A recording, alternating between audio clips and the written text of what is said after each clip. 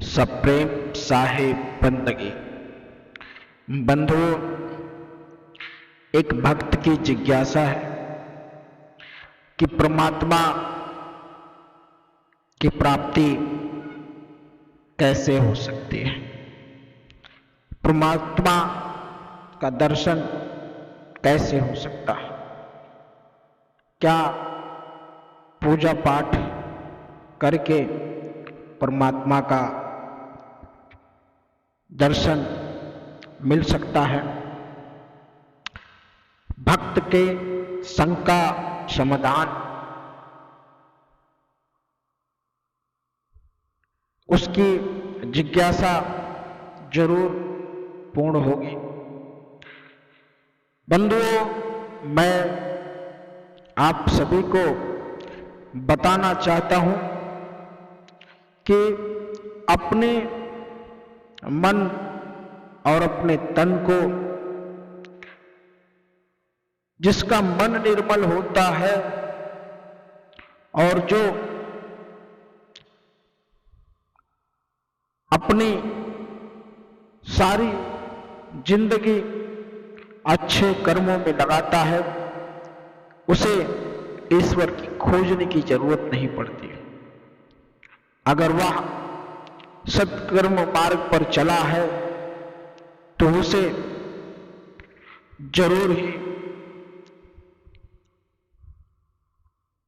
ईश्वर की, परमात्मा की अनुभूति होती है। ऐसे लोग जो दिखावे के लिए पूजा पाठ करते हैं और मन में छल कपट होता है, उन्हें कभी परमात्मा का दर्शन नहीं होता, क्योंकि परमात्मा के दर्शन के लिए बड़े बड़े ऋषि मुनि ने कठोर तपस्या की, लेकिन उनको दर्शन नहीं मिला। दर्शन तो उनको मिला जिन्होंने सच्ची भक्ति की। दर्शन तो मीरा को मिला, दर्शन तो शबरी को मिला और दर्शन तो अहिल्या को मिला। दर्शन उनको मिला जो सच्ची निष्ठा रखते हैं, सच्ची निष्ठा से सत्पुरुष का ध्यान करते हैं। दर्शन उन्हें मिलता है जो स्नेह लगाता है परम पिता परमेश्वर के चरणों में, बिना किसी लोभ लालच के। बंधुओं, यह मन इतना चंचल होता है कि यह प्रभु की भक्ति करने नहीं देता। जो व्यक्ति प्रभु की भक्ति करना चाहता है, यह मन कहीं और लगा देता है। यह मन, बंधुओं, एक प्रसंग आपको और जिज्ञासी उस भक्त को भी बताने का कष्ट कर रहा, सुनने का कष्ट करे, वह समझने का कि एक दो मित्र थे और दो मित्र आपस में बात कर रहे थे। उनकी बहुत ही प्रगाढ़, इतनी मजबूत प्रतिभा थी, वह कहीं भी जाते लेकिन उनका मन एक दूसरे से लगा रहता था। एक दिन ऐसा हुआ, एक मित्र सत्संग सुनने के लिए सदगुरु कबीर साहब के या किसी भागवत कथा में वह गया। सदगुरु कबीर साहब का देखिए क्या उस मित्र और दोनों मित्रों के बीच में क्या चल रहा है। सदगुरु कबीर साहब दर्शा रहे कि जब दोनों मित्र जाते हैं, एक वैश्या के घर जाता है और दूसरा भागवत कथा में जाता है। जो भागवत कथा में रहता है उसका मन जो है वह अपने मित्र पर उस वैश्यालय में रहता है। वह भागवत कथा देख तो रहा है लेकिन उसका मन जो है वह वैश्यालय में है।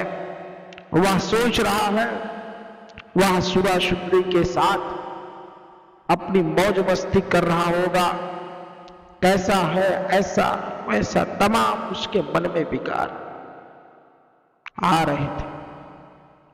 और जो दूसरा दोस्त था उसे जब वह गया, जब वो मुजरा सुन रहा था, मुजरे के कोटे पर और उसका ध्यान जहां पर सत्संग हो रहा था वहां पर था और उसका पूरा ध्यान वहीं पे था कि वह तो सत्संग सुन रहा है, मैं यहां कहां फंस गया, सारा पुण्य वह ले लेगा, मुझे तो कुछ नहीं मिला। पूरे समय वह नृत्यकियों के मुजरे पर ध्यान न रहा, उसका पूरा ध्यान उस मित्र पर था और उस कथा पे था, सत्संग पर था। बंधु, जब दोनों मित्रों की मृत्यु होती है तो जो वैश्यालय कोठे पर जाकर मुजरा सुन रहा था उसे स्वर्ग में जगह मिलती है और जो सत्संग में बैठकर वैश्यालय के विषय में, कोठे के विषय में विचार कर रहा था उसे नरक में जगह मिलती है। और जब यह होता है तो वह विचार करता है कि मैं तो सत्संग में गया था, मुझे नरक में जगह मिली, मेरा दोस्त वैश्यालय में कोठे पर मुजरा सुन रहा था और उसे स्वर्ग में जगह मिली। तब वहां नारद जी आते हैं और उस दोस्त को बताते हैं कि जब तुम उस कथा में थे तुम्हारा पूरा मन वैश्यालय कोठे पर था, तुम सुरा सुंदरी पे तुम्हारा ध्यान था और तुम्हारा दोस्त वहां जाकर भी ईश्वर को नहीं भूल सका, उसका पूरा नेह मेरे ऊपर था, अर्थात कथा पर था, इसलिए उसे स्वर्ग मिला। कहने का तात्पर्य यह नहीं है कि तुम गलत जगह रहो और गलत काम में संलिप्त रहो और ईश्वर की भक्ति करो, यह तात्पर्य नहीं। सिर्फ आशय यह है कि जो व्यक्ति मन उसका निर्मल होता है उसी को ईश्वर की प्राप्ति और स्वर्ग के दर्शन होते हैं। आज तमाम प्रकार से आडंबरों में देखा जाए, अभी कुछ समय बाद नौ दुर्गा पूजा आएंगी, पंडालों पर अश्लील गाने का प्रसारण होगा, वहां नर्तकियां डांस करेंगी और किस प्रकार से अश्लील गानों पर डांस का प्रोत्साहन दिया जाता है और पूजन करने के बहाने तरह तरह के प्रोग्राम का आयोजन किया जाता है। तो क्या इससे ईश्वर की प्राप्ति हो जाएगी? क्या इससे परमात्मा के दर्शन हो जाए। मनुष्य कितना अपने इस भोग विलास के संसाधनों में, जिससे गुड़ में मक्खी लिपट गई है, उसी तरीके से लिपटता जा रहा है। इस पाखंडवाद की दुनिया में आज तरह तरह के गाने का प्रचलन हो गया है।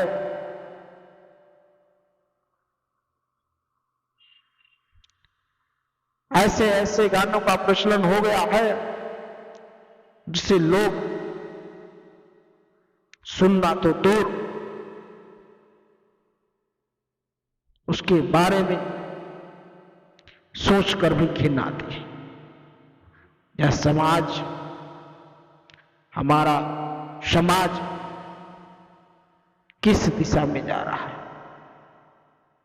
पंडालों में डीजे पर, कांवड़ यात्राओं में डीजे पर ऐसे ऐसे डांसों का, ऐसे ऐसे गानों का प्रसारण किया जाता है, प्रस्तुति की जाती है, जिससे अश्लीलता पूरी तरीके से फैलती है।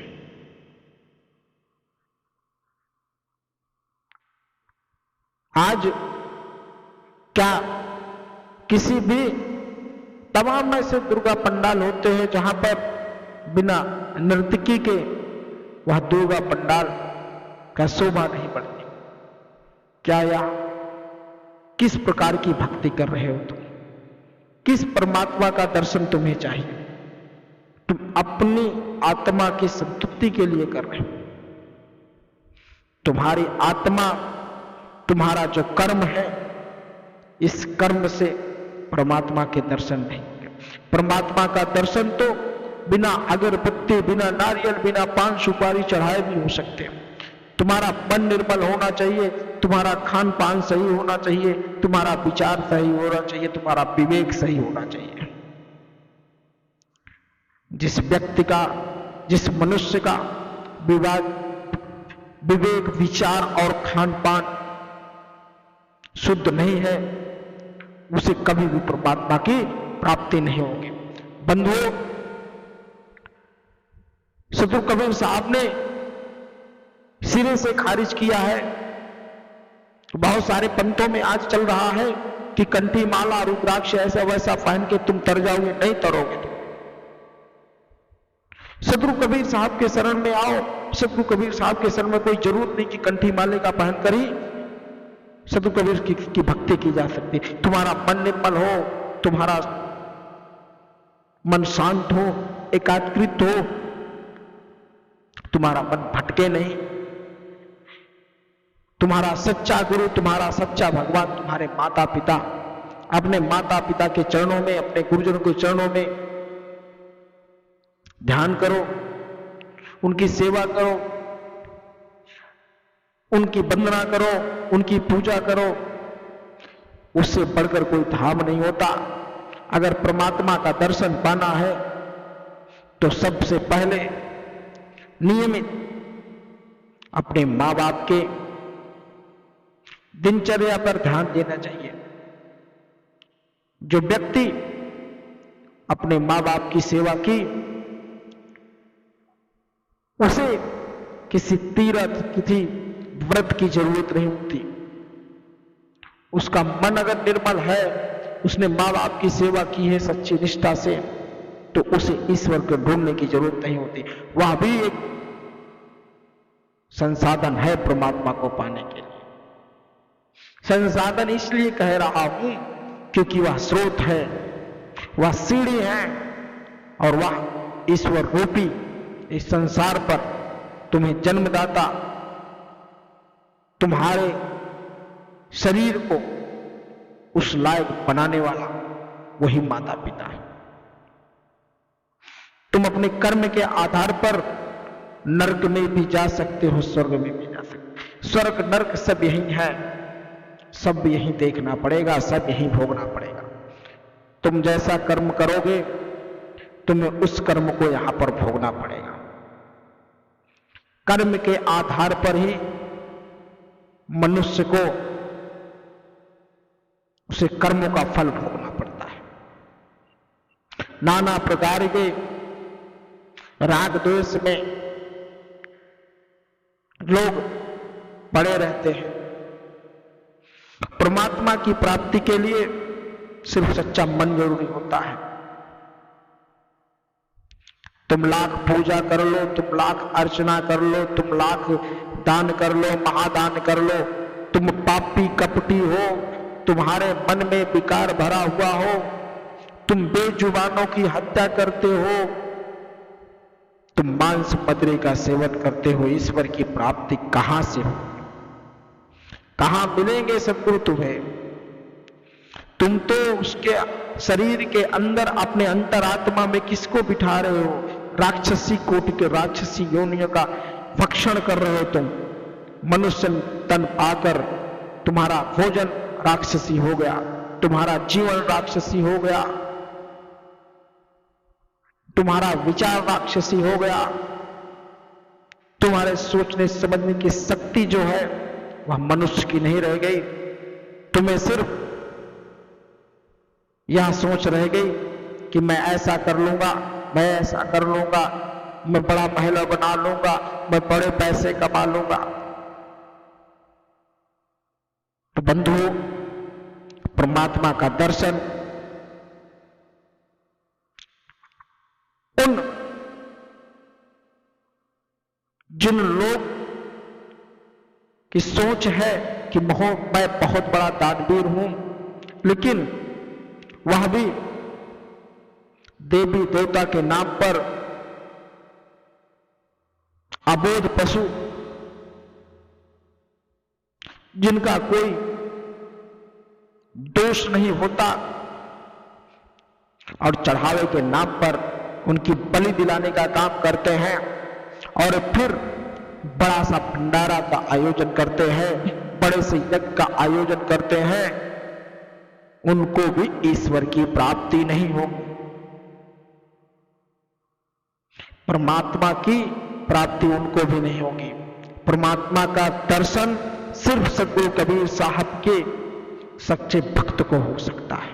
सदगुरु कबीर साहब को जिसने भी माना उसमें परमात्मा को ढूंढने की जरूरत नहीं। पर आत्मा, अपने आत्म को जिसने जाना वही परमात्मा है। अपने अंतर आत्मा को जिसने जगा लिया उसे परमात्मा को खोजने की जरूरत नहीं। अपने अंतर आत्मा को खोजने की जरूरत है। अपने अंतर आत्मा को जगा कर रखो।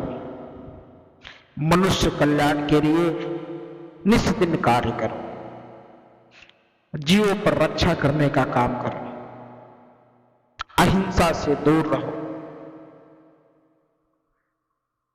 जो मनुष्य के मन में चोरी, हिंसा, छल कपट होता है उसे कभी ईश्वर की प्राप्ति नहीं होती, उसे कभी परमात्मा के दर्शन नहीं होते। आत्मज्ञान से पढ़कर जो व्यक्ति, जो नर अपने अंतर आत्मा को जान लिया उसे परमात्मा के खोजने की जरूरत नहीं है।